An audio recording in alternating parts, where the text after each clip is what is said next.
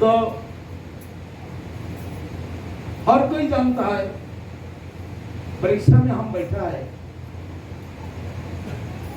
कौन क्लास में पास करेंगे, first class, second class, third class, हर स्टूडेंट को पता है थोड़ा बहुत, है कि नहीं?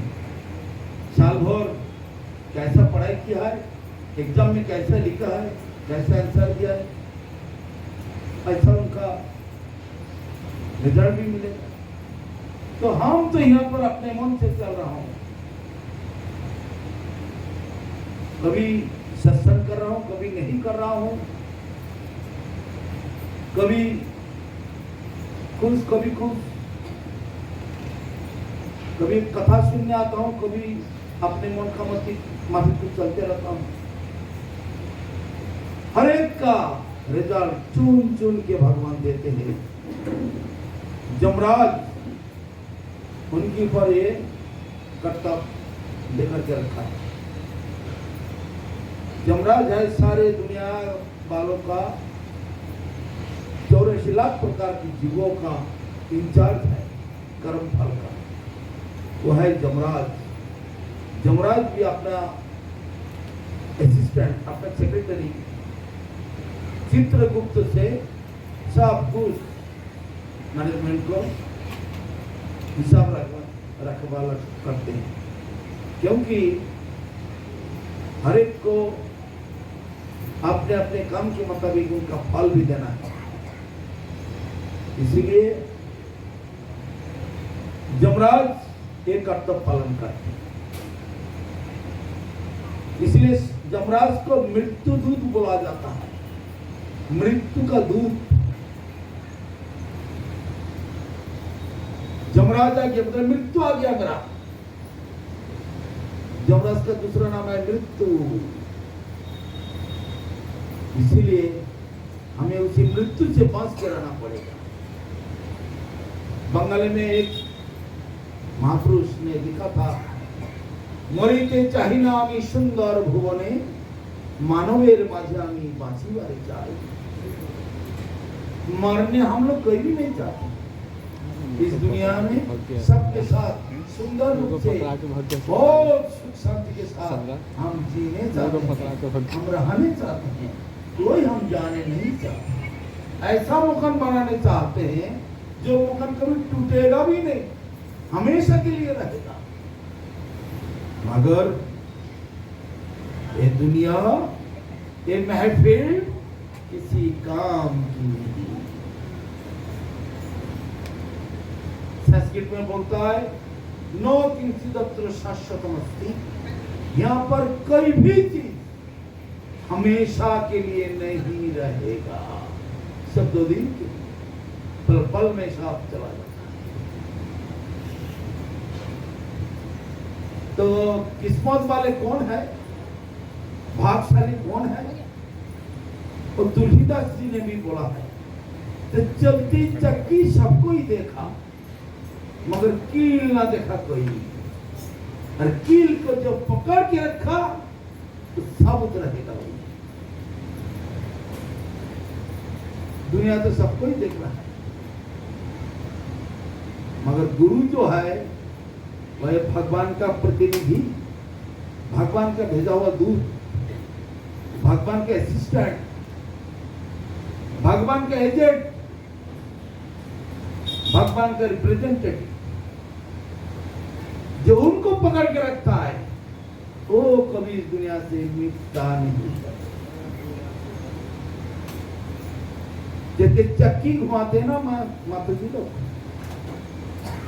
दाना बना डालते हैं, गेहूं दाल कुछ दाना बना डाल देते हैं, घुमाते हैं, सब चूर चूर होकर के बूंदी बूंदी एकदम मिट जाते हैं। मगर कुछ दाना एकदम बीच में आकर के जो किल है ना, किल के जड़ में बैठ रहता है, वो कभी मिटता नहीं, कभी भी टूटता नहीं। उसी तरह से इस दुनिया में घूमने वाला, रहने वाले जितना है, अपना अपना कर्म फल सबको ही लेना पड़ेगा। पाप कभी बाप को भी नहीं छोड़ेगा। कौन क्या करता है, सामने करता है, पीछे करता है, छुप छुप के करता है। भगवान चित्रगुप्त, वो भगवान ड्यूटी दे दिया जमराज का एजेंट है चित्रगुप्त। चित्रगुप्त नाम क्यों हुआ? चित्र मतलब पिक्चर। हम लोग कैमरा चलाते हैं ना, तो चित्रगुप्त बड़ा गुप्त रूप से, बड़ी गोपनीयता के साथ तस्वीर खींच लेता है। जो भी करते हो, आजकल एक स्पाई कैमरा निकला है, पुलिस लोग यूज करता है, तो चश्मा के साथ लगाया हुआ है, चश्मा में वो कैमरा लगा हुआ है। पॉकेट में पेन है ना, पेन में भी वो रखा हुआ है कैमरा। कहीं झगड़ा हुआ, बेकसूर का किसी को मारा है, बाद में जब पकड़ा गया, मैंने नहीं किया, तुरंत वीडियो चला के दिखाई दिया, क्योंकि कैमरा तो वहां पर था। वीडियो कैमरा चश्मा में है, कलम में है, पेन में है, तो स्पाई कैमरा पूरा जब चला के दिखाई देगा तब आप नाराज नहीं हो सकते। आपको मानना ही पड़ेगा आपने बुरा काम किया है, पाप किया है। इसीलिए चित्रगुप्त बड़ा गुप्त रूप से हर एक इंसान का, हर एक जीवों का कर्म फल सब हिसाब करके रखा, किसी को भी उसी से छुटकारा नहीं है। इसीलिए यहाँ पर दो तरह का कर्म है, एक है पुण्य कर्म और एक है पाप कर्म। पुण्य कर्म का फल क्या होता है और पुण्य कर्म है क्या?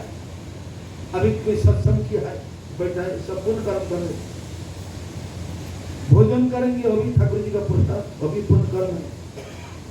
रास्ता में किसी गरीब को, किसी जानवर को, किसी इंसान को थोड़ा सहायता कर दिया, रास्ता में बहुत ध्यान से, होशियारी से चलते रह गया, किसी कीड़े मच्छर को नहीं मारा, ये सब पुण्य कर्म है।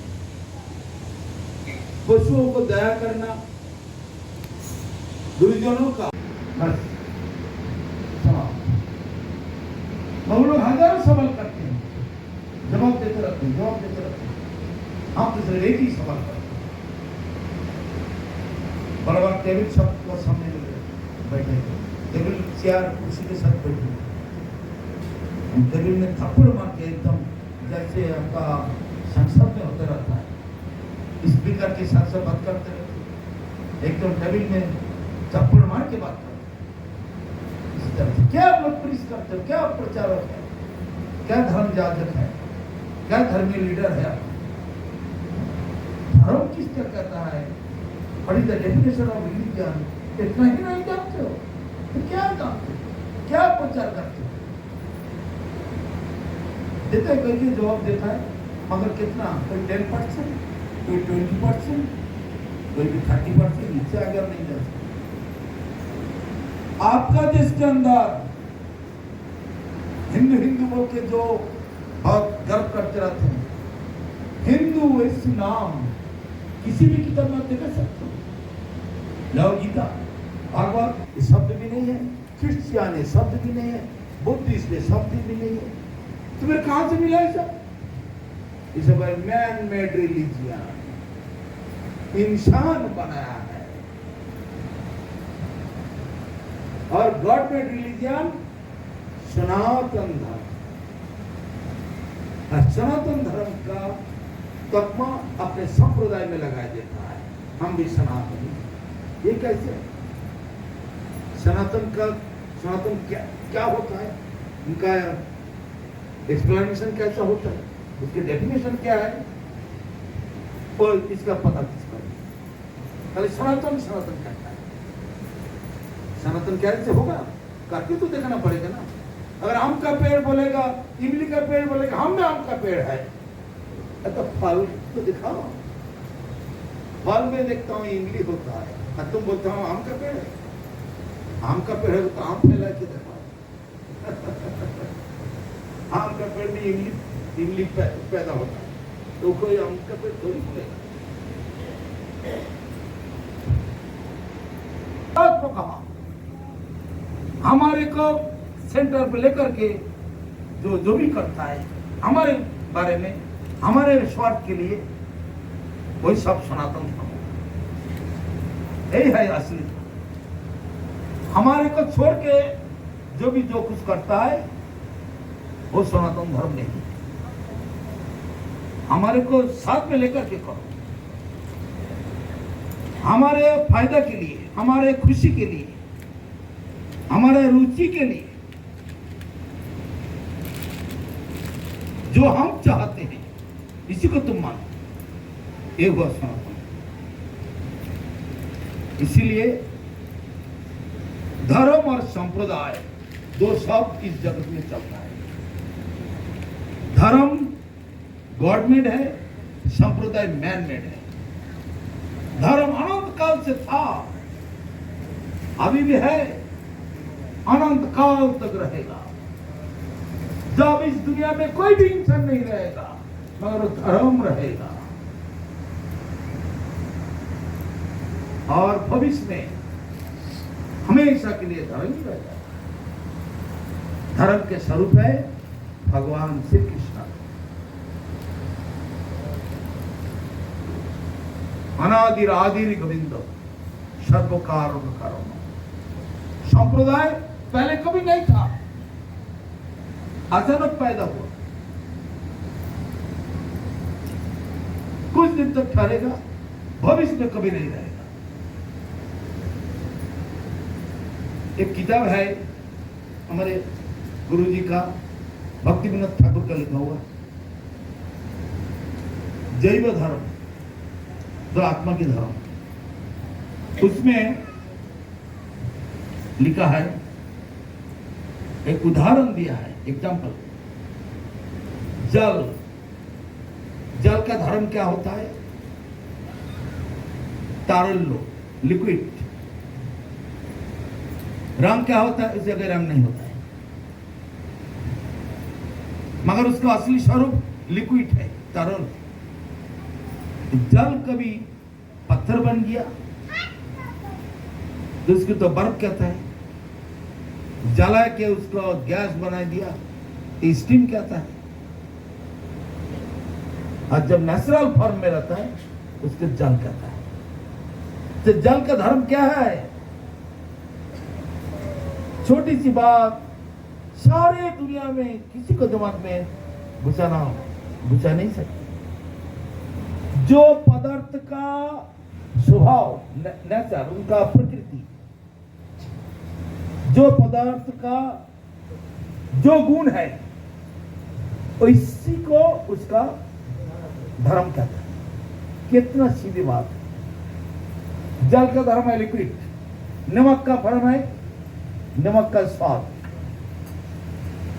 चीनी का धर्म क्या है? मिठास। बातास का धर्म हर जगह में फैल चला। इसी तरह से धर्म का स्वरूप है वो आत्मा, परमात्मा का सेवा करना। आत्मा क्या है? परमात्मा का संपर्क मजबूत रखना। यह है छोटी सी बात, किसी को भी दिमाग में घुसने नहीं चाहते। दुनिया में बहुत कम आदमी है जो इस छोटे सा बात को समझता है। इसीलिए ब्रह्म संहिता का अंत में लिखा है, ब्रह्मा जी जो देखा है, वेदांतस्ते संतो खीति विरलोचारा कोटिपये। कतिपय मतलब बहुत कम दो चार आदमी है जो धर्म के बारे में जानता है, धर्म के बारे में मानता है, सबको ये शिक्षा दे सकता है। वो बहुत कम है, अंगुली में गिनती कर सकते। जैसे कुंभ मेला में आया लाखों करोड़ों संत आ गया, गंगा सागर में आया कितना करोड़ों संत। वो ऐसा नहीं। संत का स्वरूप एक गेरुआ साफरन क्लॉथ से नहीं होता है। संत का स्वरूप बड़ा बड़ा दाढ़ी जटा से नहीं होता है। संत का स्वरूप नंगा होके पड़ा रहना ऐसा नहीं होता है। संत का स्वरूप है भगवान के साथ संपर्क, किसके पद कितना मजबूत है, उसी के क्वालिटी पर धर्म। इसीलिए नहाने हरी मिले तो जलो जंतु हुई, फल मूल खाकर हरी मिले तो बहादुर बदराई। त्रिनयन भक्तन के हरी मिले तो बहुत मृगी आजा, स्त्री छोड़कर हरी मिले तो बहुत रहा है खोजा। दूध पीकर हरी मिले तो बहुत बत्सों वाला, मीरा कहे बिना प्रेम से नहीं मिले नंदलाला। भगवान के साथ मतलब परमात्मा के साथ, भगवान तो परमात्मा है, हमारा आत्मा का संपर्क कितना मजबूत है, उसी पर धर्म को समझा जा सकता है। तो कोई बोलता है रोज सुबह उठ के नहाना पड़ेगा।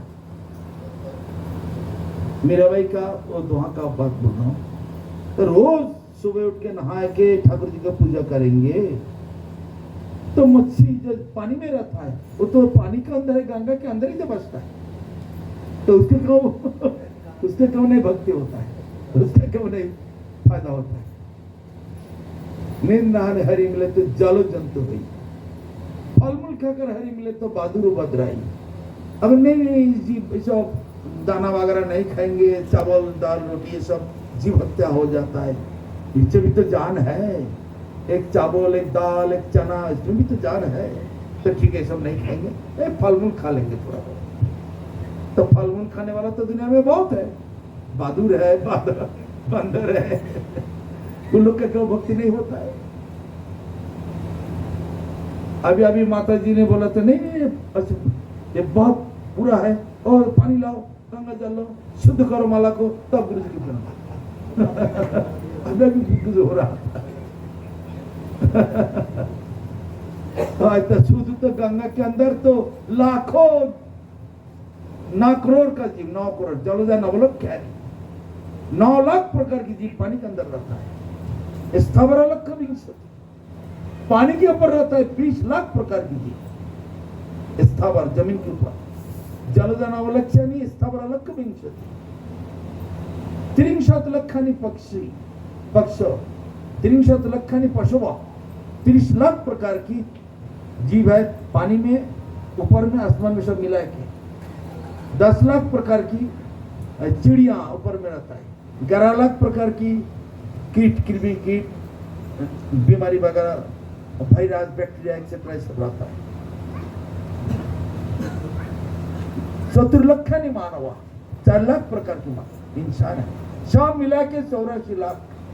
तो पानी के अंदर तो 10 लाख 9 लाख तो पानी के अंदर रहता है। होता है कि गंगा में बसता है, तो फिर उसका शुद्धि, उनका पवित्रता, उनका पुण्य क्यों नहीं होता है। फल मूल खाकर हरी मिले तो बहादुर बदराई, स्त्री छोड़कर हरी मिले तो बहुत क्या बोलता है, बहुत रहा है खोजा।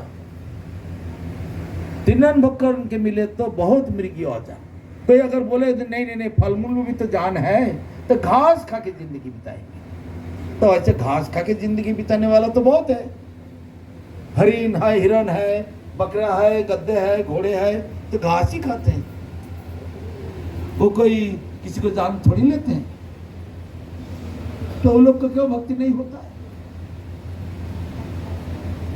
तो अब कोई बोलता है ओ घर संसार बाल बच्चा स्त्री सब छोड़ देंगे, एकदम पूरा एकदम भगवान के साथ हम एकदम भक्ति में रह जाएंगे। तो ऐसा स्त्री को छोड़ के, बाल बच्चा छोड़ के, अच्छे नंगे होंगे साधु होकर के, जटा उटा बना के, तो अच्छा रहने वाला तो बहुत है, लाखों है, करोड़ों है। कुंभ मेला में देखा है, गंगा सागर में देखते रहते हो, बड़ा बड़ा मेले में तो मिलता है देखने को। फिर उन लोग को क्यों नहीं होता, क्यों नहीं उन लोग का पुण्य होता है। कोई बोलता है केवल दूध पिएंगे तो कोई पाप नहीं होगा, घास को भी तकलीफ होता है, पेड़ पौधे को भी तकलीफ होता है, केवल दूध पीते रह जाएंगे। तो दूध पीने वाला तो बहुत बख्शो वाला है, उन लोग का क्यों नहीं भक्ति होता। मीरा बोलता है अंत में बिना प्रेम से नहीं मिले नंदलाला। भगवान के साथ प्रेम होनी चाहिए, यह है हमारा eternal relation with God, eternal relation, permanent relation, ये हमें होना चाहिए।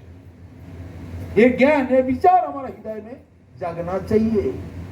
जैसे छोटा सा एक कीड़ा नाली से उठा के सोने का प्लेट में रखो, सोने का बहुत कीमती 10 लाख रुपए के सोने का प्लेट है, 10 करोड़ रुपए के सोना का प्लेट है, उसमें अब एक नाली से कीड़ा उठा के रखो, लो, मगर छपटते रहेगा।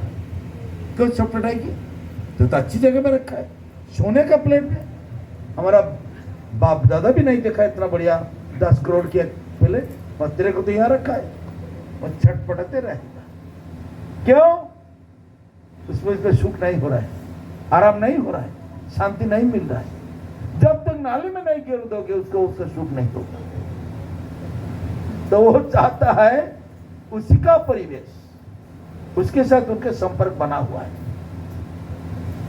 उसी तरह से पानी से मच्छी को उठा के अच्छी जगह पे कुर्सी, अच्छा कुर्सी में बैठे के रहो। जैसे मोर सिंहासन है, अभी विदेश में है, मोर सिंहासन पे एक मच्छी को उठा के रखो तो खुशी होगा, छटपटते रहेंगे जब तक पानी में नहीं डालोगे। ये आत्मा को भी ऐसा ही है, जब तक परमात्मा के साथ संपर्क नहीं होगा, परमात्मा को सेवा नहीं करेगा, परमात्मा को भजन पूजन नहीं करेगा, उनके साथ जोड़ के नहीं रहेगा, तब तक खुशी नहीं हो सकता है।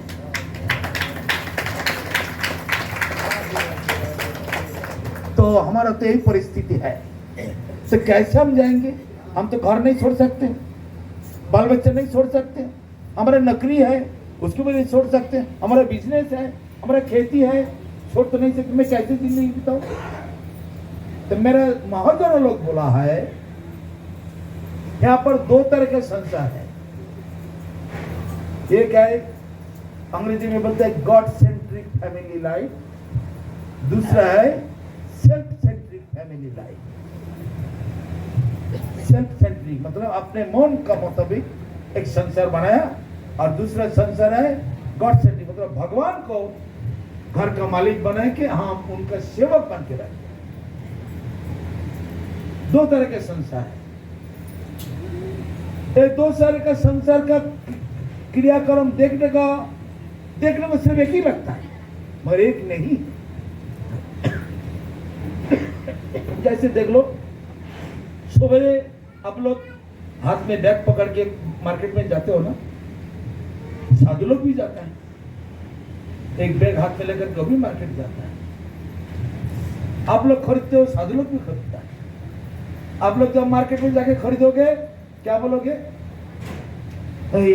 मेरा बेटा ये चीज पसंद करता है, मेरा बेटी ये चीज को पसंद करता है, मेरे पापा मम्मी ये चीज पसंद करता है, मेरे को ये चीज पसंद है, मेरे वाइफ को ये चीज पसंद है, वही सब चीज खरीदते हैं। मेहमान आने वाला सब्जी निकला है ताजा, गुरु का मंदिर में चढ़े कि हम लोग क्या विचार करते हैं?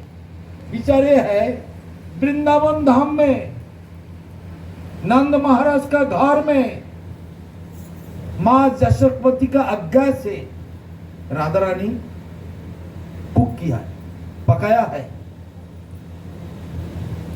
क्योंकि राधा रानी के ऊपर आशीर्वाद था, तुम्हारा हाथ का पकाया हुआ खाना जो भी खाएगा उसका लाइफ बहुत, जिंदगी बहुत बढ़ेगा, बहुत अच्छी। ऐसा हर एक माँ बाबा तो चाहता है मेरा बेटा हो चाहे मेरा बेटी का हो, जिंदगी अच्छे से रहे, अच्छा जिंदगी बने, निरोग, बीमारी नहीं रहेगा, हमेशा बहुत दिन तक जीते रहेगा, जीते रहो जीते रहो।